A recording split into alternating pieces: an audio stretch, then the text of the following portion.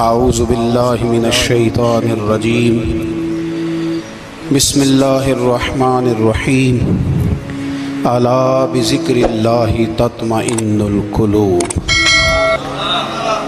صدق اللہ العظیم وصدق رسولہ النبی الکریم ان اللہ وملائکتہ یصلون علی النبی یا ایہا الذین آمنوا صلوا علیہ وسلموا تسلیما اللہم صل علی سیدنا و مولانا محمد معدن الجود والکرم وآلہ وصحبہ وبارک وسلم۔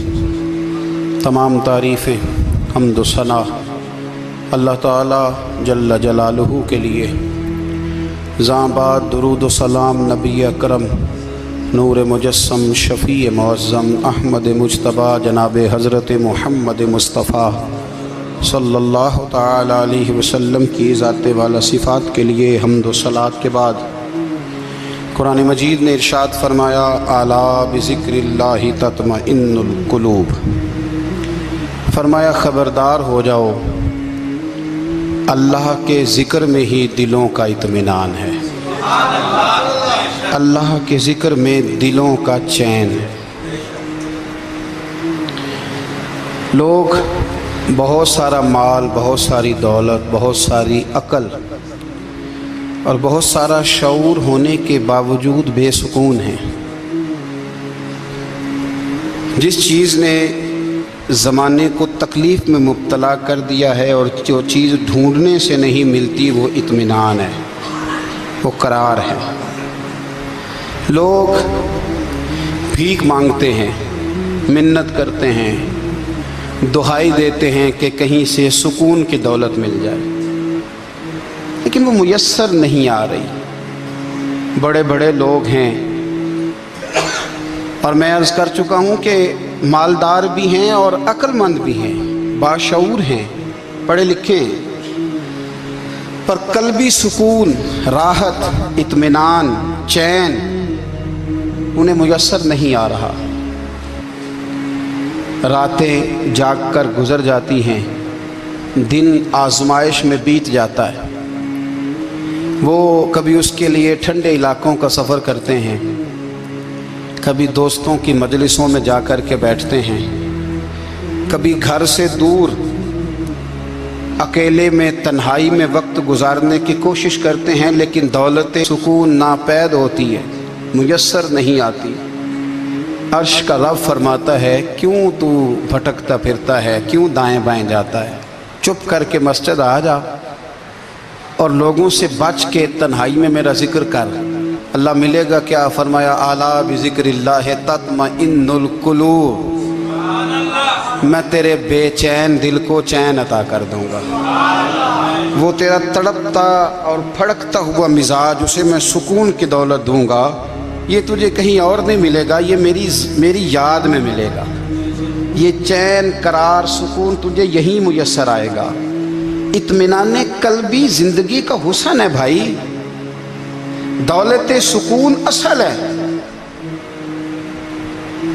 بڑے ٹھنڈے کمرے میں کچھ لوگوں کو نیند نہیں آتی، اور داتا صاحب رحمۃ اللہ علیہ آپ جائیں تو دونوں سڑکوں کے بیچ جو فٹ پاتھ ہے نا، اس پہ بھی کچھ لوگ سوئے ہوتے ہیں۔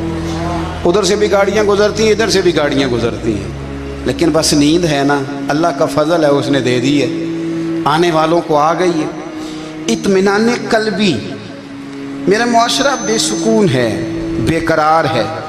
مجھے کچھ لوگ کہتے ہیں جی میں آج کل بڑا بور ہو رہا ہوں، تو میں کہتا ہوں یار ہمیں تو ٹائم ہی نہیں ملا آج تک بور ہونے کا، نہیں وقت ہی نہیں اتنا میسر آیا۔ کون سا ٹائم نکالے جس میں بندہ بور ہو؟ وہ تو ہے کہ انسان کچھ فارغ ہو، کہیں اس کے پاس گنجائش ہو تو بور بھی ہو لے۔ کیسے بور ہو لیتے ہو؟ یہ کیا ہوتا ہے بور ہونا؟ زندگی میں اتنا وقت ہی کہاں ہے کہ انسان بور ہوتا پھرے اور یہ تصور بناتا پھرے کہ میں بڑی آزمائش میں ہوں، تو میں بڑے بور ہو رہا ہوں، تو میں بڑی تکلیف میں ہوں۔ تو وقت بہت زیادہ ہے ہمارے پاس، لایانی کاموں میں ضائع بڑا ہوتا ہے، تو ہم بور ہوتے ہیں، پریشان ہوتے ہیں۔ اللہ فرماتے ہیں یہ جو میری یاد ہے نا، لیکن اس کا بھی ایک طریقہ ہے یاد کا، اس طریقے سے اگر میرے رسول کریم علیہ السلام نے فرمایا اللہ کا ذکر اس طرح کرنا کہ دیکھنے والا تمہیں دیوانہ سمجھے۔ لوگ سمجھیں کہ کوئی مجنون ہے، کوئی جنونی ہے، کوئی پاگل ہے۔ یہاں اللہ تعالیٰ معاف کرے، آپ ذکر کی مجلس چھیڑیں، آپ ناز شریف کی مجلس چھیڑیں تو بہت سارے لوگ پروفیسر بن جاتے ہیں، وہ ساری نہیں ہلاتے، ان کی زبان ہی حرکت میں نہیں آتی۔ حالانکہ رب کریم کا ذکر اس طرح کرو کہ دیکھنے والا تمہیں دیوانہ سمجھے، کہیں اور کھونے کی ضرورت ہی نہیں۔ میرے حبیب گویا ہمیں فرماتے ہیں تو رب کے ذکر میں اس طرح کھو جا کہ تجھے دنیا کا خیال ہی نہ رہے، تجھے پھر دنیا کی ہوش نہ رہے۔ لیکن اگر نماز میں بھی خیال غیر آئے، ذکر میں بھی توجہ کہیں اور ہو، زندگی میں وہ عجیب لمحہ تھا، وہ میرے ساتھ تھا اور میں تنہا تھا، اگر ماحول یہ ہو کہ آپ کہیں جسم کے ساتھ تو موجود ہوں، روح موجود نہ ہو، تو پھر لذت ذکر بھی میسر نہیں آتی، پھر کیف نہیں حاصل ہوتا۔ یاد رکھیں کہ اس طرح کھو کے رب کی یاد کہاں سے کیف آئے گا؟ الجھ ہی پڑا گئے ہیں۔ وہ مستی، وہ سرور، وہ کیف جو اللہ کے ذکر میں ہوتا تھا، جو کبھی مرشد کامل کے سامنے بیٹھ کر لوگ اللہ اللہ کرتے تھے تو لگتا یہ تھا کہ یہ یہاں ہیں ہی نہیں، یہ تو کہیں اور چلے گئے ہیں، یہاں موجود ہی نہیں۔ لیکن اب وہ موج نہیں، وہ شوق نہیں، وہ درد نہیں، وہ زیر نہیں۔ اقبال تڑپ کے کہا کرتے تھے، خیرت کی گتھیاں سلجھا چکا ہوں، یا رب مجھے صاحب جنوں کر دے، اللہ مہربانی فرما، وہ کیفیت دے، وہ سرور دے۔ زندگی میں اگر اطمینان چاہتے ہو تو کبھی کبھی سب کچھ بھول کے نا تو مست ہو جایا کرو رب کی یاد میں۔ کبھی کبھی چھوڑ دیں دنیا، چھوڑیں یار موبائل، کسی وقت کریں اس کو بند، چھوڑیں اس بات کا خیال کہ فلانے نے سلوٹ کیا ہے کہ نہیں کی، چھوڑیں۔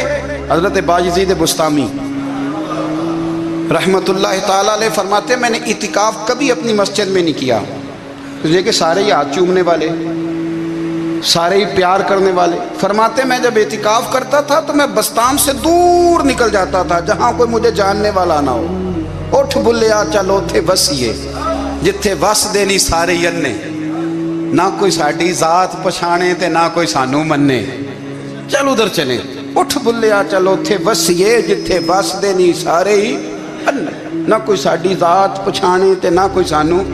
اتنا شوق ہے سلوٹ کرانے کا، اتنا شوق ہے تعارف کرانے کا، اتنا شوق ہے اپنا بتانے کا، تو یہ چیز غلبہ کر جاتی ہے، پھر نام رہ جاتا ہے، روح نہیں رہتی، پھر وجود رہ جاتا ہے، پھر باطن کی کیفیت نہیں رہتی۔ خدا را اپنے آپ کو بے چین نہ کرو، بے قرار نہ کرو، بے سکون نہ کرو، رب کی یاد میں آ جاؤ، درود و سلام میں آ جاؤ، نعت کے حسن میں آؤ، تلاوت کی دنیا میں آؤ، سجدوں کے نور میں آؤ، آؤ کبھی کھول کے دل مسجد کی صفائیاں کریں، آؤ نہ کبھی کوئی بوڑھا، دادی، نانی، دادا ان کے پاس بیٹھ کے پیر دبا کے اللہ کو راضی کریں۔